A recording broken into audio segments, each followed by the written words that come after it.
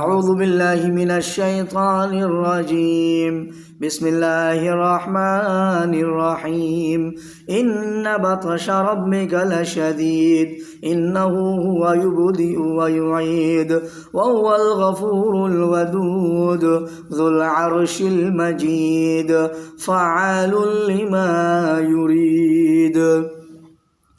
یہ سورہ بروج ہے۔ سورہ بروج کی آیتوں کی تلاوت میں نے آپ کے سامنے کیا۔ سورہ بروج کی جو شروع کی آیتیں ہیں میں نے آپ کے سامنے ان آیتوں کی تفسیر اور ترجمہ آپ کے سامنے بیان کیا، اور شروع کی آیتوں میں ہم نے پڑھا واقعہ اصحاب الاخدود کے بارے میں، اسی طرح سے اللہ تبارک و تعالیٰ نے کس طرح سے خندق والے ہلاک کیے گئے، اور اس طرح سے خندق والوں کا جو واقعہ ہے اور وہ خندق کیا تھی، ان چیزوں کے بارے میں ہم نے جانا، ہم نے سیکھا قرآن آیتوں سے۔ اور اسی طرح سے دوستو وہ جو بادشاہ تھا، وہ بادشاہ کا واقعہ اصحاب الاخدود سے، جو وہ بادشاہ جو ایمان والوں کو، اہل ایمان کو، صاحب ایمان کو جو ہے نا اس خندق میں جھونکے جا رہے تھے، اور کس طرح سے ایک لڑکا جو ہے نا ایک راہب کے پاس سے دین کی تعلیم سیکھنے کے بعد جو ہے نا اللہ کے فضل و کرم سے، اللہ کی اجازت سے، اللہ سے دعا کر کے بڑی بڑی بیماریوں کو ٹھیک کیا کرتا تھا، اور مادرزاد اندھے ابرص اور اس طرح سے دیگر بعض بڑی بیماریوں کا علاج کیا کرتا تھا۔ اس طرح سے ہم نے جانا، ہم نے سیکھا۔ اور اسی طرح سے دوستو جو ہے جو لوگ مسلمانوں کو ستاتے ہیں، مسلمان مردوں عورتوں کو ستاتے ہیں، اور ستانے کے بعد وہ توبہ نہیں کرتے، مسلمانوں کے اوپر ظلم و ستم ڈھاتے ہیں، تو ان کے لیے اللہ تعالیٰ نے جہنم کا عذاب تیار کر رکھا ہے اور جلنے کا عذاب تیار کر رکھا ہے۔ اسی طرح سے دوستو قبول کرنے والے، ایمان قبول کرنے والوں اور نیک کام کرنے والوں کے لیے کیا کیا نعمتیں ہیں، کتنی بڑی کیا کیا نعمتیں اللہ تبارک و تعالیٰ نے تیار کر رکھی ہیں۔ اللہ نے فرمایا بے شک ایمان قبول کرنے والوں اور نیک کام کرنے والوں کے لیے وہ باغات ہیں جن کے نیچے نہریں بہہ رہی ہیں۔ اور یہ جو چیزیں ہیں، نیک ایمان لانے کے بعد نیک کام کرنا، ایمان قبول کرنا، اس کے بعد نیک عمل کرنا، صالح کام کرنا، یہ جو ہے نا اس کے عوض میں اللہ تعالیٰ جنات سے نوازے گا، بہت ساری نعمتوں سے نوازے گا۔ اور یہ جو جنات ہیں، جنات کی صفت کیا ہے؟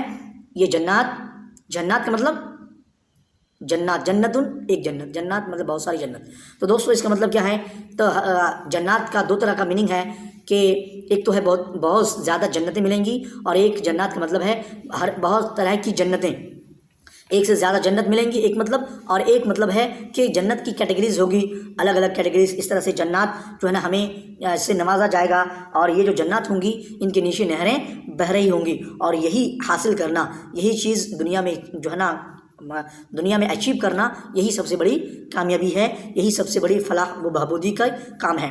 تو دوستو آج کی آیت، آج ہم نے کیا پڑھا؟ اس سورہ کے تعلق سے نبی اکرم صلی اللہ علیہ وسلم کا فرمان ہے کہ نبی صلی اللہ علیہ وسلم ظہر اور عصر کی نماز میں سورہ بروج، یعنی کہ یہ سورہ جو والسماء ذات البروج اور سورہ طارق پڑھتے تھے۔ جامع ترمذی حدیث نمبر 307۔ لہٰذا ہمیں بھی ظہر اور عصر کی نماز میں سنت کے اوپر عمل کرنے کے لیے سورہ بروج اور طارق کی تلاوت کرنی چاہیے، پڑھنی چاہیے، تو سنت کے اوپر بھی عمل ہوگا۔ ایسے جو ہے نا اگر کوئی پڑھتا ہے تو ٹھیک ہے، نہیں پڑھتا کوئی بات نہیں ہے، کوئی حرج کی بات نہیں ہے۔ تو دوستو آج ہم پڑھیں گے ان بطش ربک لشدید، ان بطش ربک لشدید، یقیناً تیرے رب کی پکڑ بڑی سخت ہے۔ ان بطش ربک لشدید، یقیناً آیت نمبر 12 سورہ بروج کی آیت نمبر 12، یقیناً تیرے رب کی پکڑ بڑی سخت ہے، یعنی جب وہ اپنے ان دشمنوں کی گرفت کرنے پر آئے گا جو مسلمانوں کو ستاتا، مسلمان مردوں اور عورتوں کے اوپر ظلم و ستم ڈھاتا۔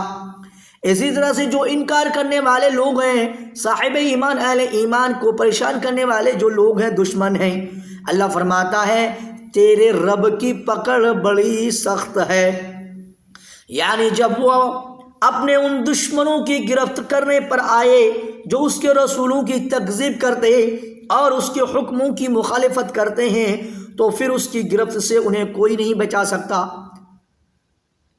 جو اللہ اور اس کے رسول صلی اللہ علیہ وسلم کی تکذیب کرتے، رسولوں کو جھٹلاتے، رسولوں کا انکار کرتے، رسولوں کی باتوں کا انکار کرتے، رسولوں کی تکذیب کرتے اور رسولوں کی، اللہ کے حکموں کی مخالفت کرتے ہیں، اللہ فرما رہا ہے جب اللہ تبارک و تعالیٰ گرفت کرنے پر آئے گا، پکڑنے پر آئے گا، تو اللہ کی گرفت سے کوئی نہیں بچا سکتا، اللہ کی گرفت سے کوئی نہیں بچا پائے گا۔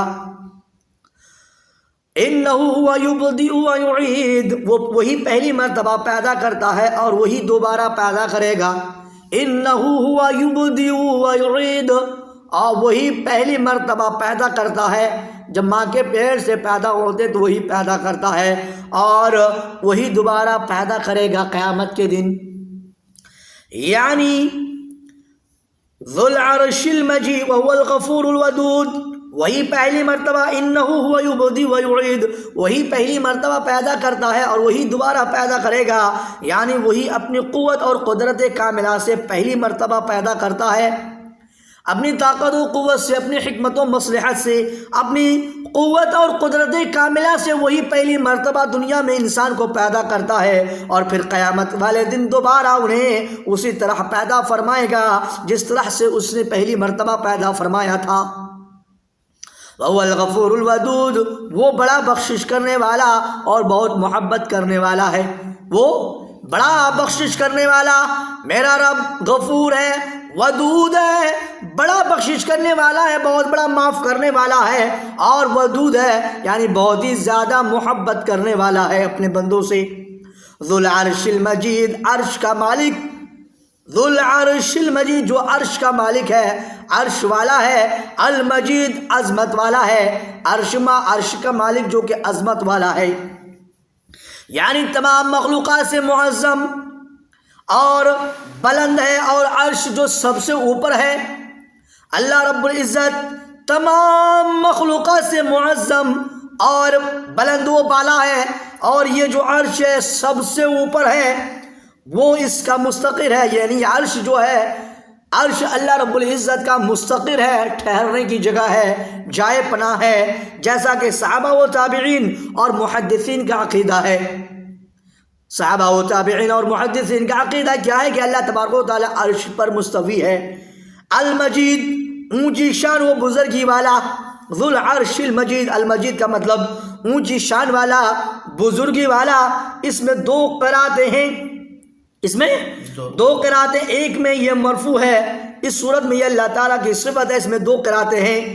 ایک میں یہ مرفوع ہے، اس صورت میں مرفوع کی صورت میں یہ اللہ تعالیٰ کی صفت ہے، دوسری قرات میں یہ مجرور ہے. اس صورت میں یہ عرش کی صفت بنے گی. دونوں معنی صحیح ہیں، دونوں معنی صحیح ہیں. فاعل لما یرید، جو چاہے اسے کر گزرنے والا ہے. فعال لما یرید، جو چاہے اللہ اسے کر گزرنے والا ہے. یعنی وہ جو چاہے کر گزرتا ہے، اللہ جو چاہے کر گزرتا ہے، جو من میں آتا کرتا ہے. اللہ کے حکم اور اللہ تبارک و تعالیٰ کے حکم اور مشیت کو ٹالنے والا کوئی نہیں ہے، اللہ کو روکنے والا کوئی نہیں ہے، اللہ کے سامنے رکاوٹ اور روڑا بننے والا کوئی نہیں ہے، اللہ کے حکموں کو، اللہ کی مشیت کو ٹالنے والا کوئی نہیں ہے. جو چاہے کر گزرتا ہے، نہ اسے کوئی پوچھنے والا ہے، نہ اسے کوئی پوچھنے والا ہی ہے. حضرت ابوبکر صدیق رضی اللہ تعالیٰ عنہ سے، حضرت ابوبکر صدیق رضی اللہ تعالیٰ عنہ سے ان کے مرض الموت میں کسی نے پوچھا، حضرت ابوبکر صدیق رضی اللہ تعالیٰ عنہ سے ان کے مرض الموت میں کسی نے پوچھا، کسی طبیب نے آپ کو دیکھا؟ کسی نے پوچھا کہ کسی طبیب نے آپ کو دیکھا؟ حضرت ابوبکر صدیق رضی اللہ تعالیٰ عنہ کے مرض الموت میں ان سے کسی نے پوچھا، کیا کسی طبیب نے آپ کو دیکھا؟ کیا کسی ڈاکٹر نے آپ کو دیکھا؟ بیمار ہیں آپ، خستہ حال ہیں، کیا کوئی ڈاکٹر آیا؟ کسی ڈاکٹر نے دیکھا؟ انہوں نے فرمایا ہاں. حضرت ابوبکر صدیق رضی اللہ تعالیٰ عنہ نے ہاں میں جواب دیا. ہاں فرمایا. پوچھا اس نے کیا کہا؟ اس پوچھنے والے، سوال کرنے والے نے کہ کیا کسی ڈاکٹر نے آپ کو دیکھا؟ اس سوال کرنے والے پوچھا کیا کہا؟ اس ڈاکٹر نے کیا کہا؟ حضرت ابوبکر صدیق رضی اللہ تعالیٰ عنہ نے فرمایا، جواب دیا، اس نے کہا انی فعال لما یرید. حضرت ابوبکر صدیق رضی اللہ تعالیٰ عنہ نے جواب دیا انی فعال لما یرید، جو چاہوں کروں. اس ڈاکٹر نے کیا کہا؟ جو چاہوں کروں، میرے معاملے میں کوئی دخل دینے والا نہیں. یعنی کہ اللہ اس حضرت ابوبکر صدیق رضی اللہ تعالیٰ انہوں نے انہی آیتوں کو مد نظر رکھتے ہوئے جواب دیا کہ فعال لما یرید، انی فعال لما یرید، جو چاہوں میں کروں، میرے کرنے میں، میرے معاملے میں، میرے مشیت میں، میرے حکم میں کوئی دخل دینے والا نہیں۔ تفسیر ابن کثیر مطلب یہ تھا کہ معاملہ اب طبیبوں کے ہاتھوں میں نہیں رہا۔ حضرت ابوبکر صدیق رضی اللہ تعالیٰ عنہ کے جواب دینے کا مطلب تھا کہ اب جو معاملہ ہے طبیبوں کے ہاتھوں کا نہیں رہا، ڈاکٹروں کے ہاتھوں کا نہیں رہا، یہ معاملہ دنیا کے طبیبوں سے نکل کر، دنیا کے ڈاکٹروں سے نکل کر جو ہے نا اللہ کے حکم اور اللہ کی مشیت میں جا چکا ہے، اللہ کے ہاتھوں میں جا چکا ہے۔ میرا آخری وقت آ گیا ہے، میرا آخری وقت آ گیا ہے، اور اللہ ہی اب میرا طبیب ہے، اللہ ہی اب میرا طبیب ہے، یعنی کہ اللہ ہی میرا ڈاکٹر ہے، اللہ ہی مجھے بچانے والا ہے۔ جس کی مشیت کو ٹالنے کی کسی کے اندر طاقت نہیں ہے، جس کے حکم کو ٹالنے کی کسی کے اندر پاور نہیں ہے، کسی کے اندر طاقت و قوت نہیں، کوئی بھی قدرت نہیں رکھتا اللہ کی مشیت، اللہ کے حکم کو ٹالنے کا۔ لہذا میرے اسلام بھائیو، حل اتاک حدیث الجنود، آگے کی آیت میں اللہ نے فرمایا حل اتاک حدیث الجنود، تجھے لشکروں کی خبر بھی ملی ہے؟ اللہ فرما رہے ہیں دنیا والوں سے، اور یہ سورہ کیا ہے؟ مکی سورت ہے، مکے والوں سے۔ نبی اکرم صلی اللہ علیہ وسلم کے عہد زمانے میں جو لوگ انکار کرتے تھے، تکذیب کرتے، جھٹلاتے تھے، ان لوگوں سے خاص کر کے مخاطب ہے، اور عمومی طور پر پوری دنیا سے، پوری کائنات کے انسان سے مخاطب ہے۔ اللہ فرما رہے ہیں حل اتاک حدیث الجنود، تجھے لشکروں کی بھی خبر ملی ہے؟ کیا تجھے لشکروں کی خبر، سوالیہ انداز میں، کیا تجھے لشکروں کی خبر ملی ہے؟ فرعون و ثمود، یہ لشکر کیا مطلب کیا؟ لشکروں کی خبر ملی ہے، تو یہ لشکر سے مراد کیا؟ یعنی فرعون و ثمود، فرعون کا لشکر اور ثمود کا لشکر۔ کیا تجھے اے انسان، اے اہل مکہ والو، اے دنیا کے لوگوں، دنیا کے باشندوں، کیا تجھے لشکروں کی خبر ملی ہے؟ یعنی فرعون اور ثمود کے لشکر کی خبر ملی ہے؟ یعنی جب ان پر جب میرا عذاب آیا، فرعون کے اوپر جب میرا عذاب آیا، فرعون کو جب میں ہلاک کرنا چاہا، سمود والوں پر جب میرا عذاب آیا، میں نے سمود والوں کی جب گرفت کری، جب میں نے سمود والوں کو، قوم سمود کو جب میں نے پکڑا، تو اور میں نے انہیں اپنے گرفت میں لیا، جب میں نے انہیں پکڑا تو مجھ سے کوئی بھی نہیں بچا سکا، میرا حکم کو اور میری پکڑ کو، میری گرفت کو کوئی بھی ٹال نہیں سکا۔ حل اتاک حدیث الجنود، کیا تجھے لشکروں کی بھی خبر ملی، فرعون کے لشکر کی اور ثمود کے لشکر کی، کہ جب میں نے اسے گرفت کیا، پکڑا، تو میری پکڑ سے کوئی نہیں بچ پایا، جب میرا عذاب آیا تو میرے عذاب کو کوئی بھی ٹال نہیں سکا۔ لہذا دنیا کے اندر اپنے آپ میں اکڑ کر چلنے والوں، اور دنیا کے اندر اپنے آپ کو بہت کچھ سمجھنے والوں، سمجھو کہ اگر تمہارے اوپر تمہاری پکڑ آ گئی اللہ کی طرف سے، تو پھر تمہیں بچانے والا کون ہوگا؟ بل الذین کفروا فی تکذیب، بلکہ کافر تو جھٹلانے میں پڑے ہوئے ہیں۔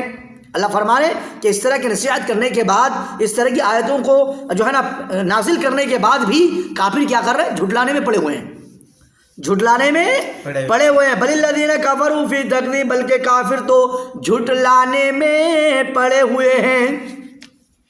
یہاں پہ اللہ رب العزت نے اپنی قدرت کاملہ اور اپنی ربوبیت اور اپنی اسماء و صفات کو بیان کرنے کے بعد اللہ تبارک و تعالیٰ فرما رہے حل اتاک حدیث الجنود، تجھے لشکروں کی خبر ملی ہے، فرعون و ثمود، یعنی فرعون کی لشکر کی اور ثمود کے لشکر کی تجھے کیا خبر بھی ملی ہے؟